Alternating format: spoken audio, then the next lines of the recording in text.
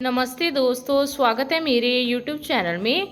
आज मैं आपको ली कफ जूनियर सिरप के बारे में जानकारी देने वाली हूँ। हम इस वीडियो में जानेंगे कि इसमें क्या कंपोजिशन पाए गए हैं, उनका वर्क क्या है, इनको किन कंडीशन में पेशेंट में यूज़ किया जा सकता है, इसकी प्रॉपर डोज क्या है, इसके साइड इफ़ेक्ट्स क्या हैं और इसकी सेफ्टी एडवाइस क्या है। चलिए वीडियो को शुरू कर लेते हैं।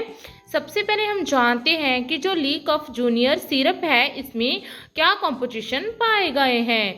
जो ली कफ जूनियर सिरप है इसमें dextromethorphan hydrobromide and bromhexine hydrochloride and phenylephrine hydrochloride पाया गया है। और इसकी मात्रा की बात करें तो इसमें जो डेक्स्ट्रोमेथोर्फन है ये ईच 5 ml में 5 mg पाया गया है और दूसरा इसमें जो ब्रोमोक्सिन हाइड्रोक्लोराइड है ये 4 mg पाया गया है और तीसरा इसमें जो फिनाइलहेप्रिन है ये 5 mg पाया गया है। और ये लीफोर्ड कंपनी द्वारा मैन्युफैक्चरिंग किया गया है। इसके प्राइस की बात करें तो इसका जो प्राइस है वो है मात्र 75 रुपीज़, 75 रुपीज़। अंदर से पैकिंग की बात करें तो आपको जी कुछ इस तरह को देखने को मिल जाएगी। जी प्लास्टिक की बोतल में आता है और आपको इसकी 1 पैकिंग में 60 ml की पैकिंग अवेलेबल हो जाएगी। इसके साथ आपको एक मेयरिंग कप भी दिया जाता है जिससे मेयर करने के बाद आप प्रॉपर डोज बच्चों को दे सकते हैं। चलिए अब हम इसके वर्क के बारे में जानते हैं कि इसमें जो कंपोजिशन पाए गए हैं उनका वर्क क्या है। जो ली कफ जूनियर सिरप है ये 3 कंपोजिशन से मिलकर बनी हुई मेडिसिन है। इसमें जो ब्रोमोक्सिन है ये एक म्यूकोलेटिक है जो कि थिन्स एंड लूजन करता है म्यूकस को मीन्स फिलगम को, ताकि वो इजीली कफ आउट होकर बाहर निकल जाए। और दूसरा इसमें जो डेक्स्ट्रोमेथोर्फन है ये एक कफ सप्रेशन है जो कि रिलीव्स करता है कफ को मीन्स खांसी को बाय रिड्यूसिंग कफ की एक्टिविटी को ब्रेन के सेंटर में। और तीसरा इसमें जो फिनाइलहेप्रिन है ये एक डिकॉन्जेस्टेंट है जो कि नैरो करता है स्मॉल ब्लड वेसल्स को, जिससे कि रिलीफ प्रोवाइड होती है कंजेशन से और स्टफीनेस ऑफ नोज से। चलिए अब हम इसके यूजेस के बारे में जान लेते हैं कि इसको किन कंडीशन में पेशेंट में यूज़ किया जा सकता है। जो ली कफ जूनियर है जी बच्चों में दी जाने वाली मेडिसिन है। इसका use treatment of cough means किसी पेशेंट को क्रॉनिक और परसिस्टेंट कफ हो गई है जो कि लास्ट 3 to 8 वीक्स से हो रही है तो उसमें इसका यूज़ किया जा सकता है। ये जो कफ है ये किसी भी न्यूमरस कारण के होती है। कफ किसी भी तरह के अपर रेस्पिरेटरी ट्रैक इन्फेक्शन के कारण होती है जो कि किसी एलर्जी के कारण, जहाँ फिर पेशेंट को निमोनिया हो गया है उसकी वजह से, जहाँ फिर पेशेंट को अस्थमा है उसकी वजह से, जहाँ फिर कोई और मेडिकल कंडीशन की वजह से पेशेंट को कफ हो जाती है।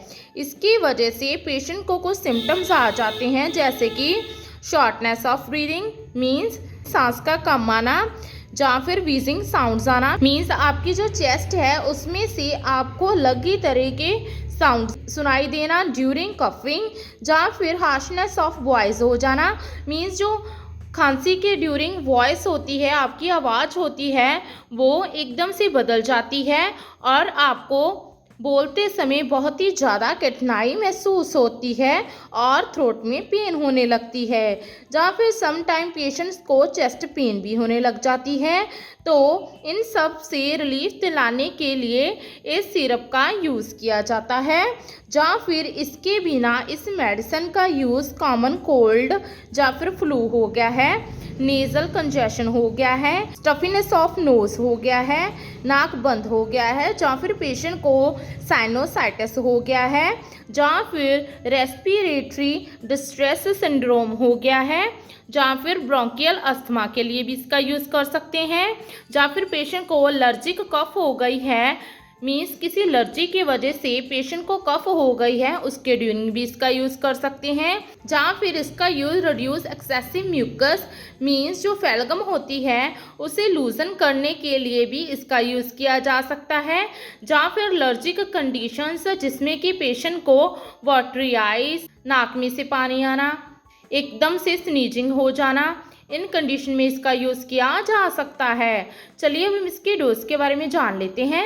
जो लीकफ जूनियर है इसकी डोज और ड्यूरेशन बच्चों की एज, सेक्स, बॉडी वेट और उसकी सिम्टम्स पर डिपेंड करती है। अदरवाइज इस सिरप को आप 5 ml दिन में 2 से लेकर 3 बार दे सकते हैं। चलिए अब हम इसके साइड इफ़ेक्ट्स के बारे में जान लेते हैं। इसके साइड इफ़ेक्ट्स हैं नौसिया होना, वॉमिटिंग होना, डायरिया हो जाना, डिजीनेस महसूस होना, सिर में दर्द होना, स्वेटिंग हो जाना बहुत ही ज़्यादा, रैशेस निकल आना, ड्राइनेस ऑफ माउथ होना मीन्स मुंह का सूखना, या फिर डिक्रीज्ड एपेटाइट हो जाना मीन्स भूख कम लगना, डिक्रीज्ड वाइट ब्लड सेल जो WBC होते हैं आपके ब्लड रिपोर्ट में वो कम हो जाते हैं, जहाँ फिर पेशेंट को वीकनेस महसूस होना, जहाँ फिर डिस्कम्फर्ट फील होना। अगर आपको ये साइड इफ़ेक्ट गंभीर रूप में नज़र आए तो अपने नियरली डॉक्टर के साथ संपर्क जरूर करें। लास्ट में इसके कुछ सेफ्टी एडवाइस के बारे में जान लेते हैं। इसके सेफ्टी एडवाइस हैं, जब भी आप अपने बच्चे को इस मेडिसिन को दे रहे हैं तो हमेशा प्रॉपर डोज दें और वो भी अच्छी तरह से मेयरिंग कप के साथ मेयर करने के बाद ही दें। पानी का ज़्यादा से ज़्यादा सेवन करें ताकि जो कंजेशन है, बलगम है, फेलगम है वो लूजन होकर सॉफ्ट होकर अच्छी तरह से थ्रोट के द्वारा बाहर निकल जाए और जो थ्रोट है वो लुब्रिकेट रहे। 1 हफ्ते से ज़्यादा इस मेडिसिन का सेवन नहीं करना है। एज पर डॉक्टर एडवाइस ही इस मेडिसिन का यूज़ करें। खुद से कभी भी इस मेडिसिन को छोड़ना नहीं है। अगर आपको सीवियरली एलर्जिक रिएक्शन हो जाता है इस मेडिसिन को लेने के बाद तो तुरंत ही डॉक्टर के साथ कंसल्ट जरूर करें।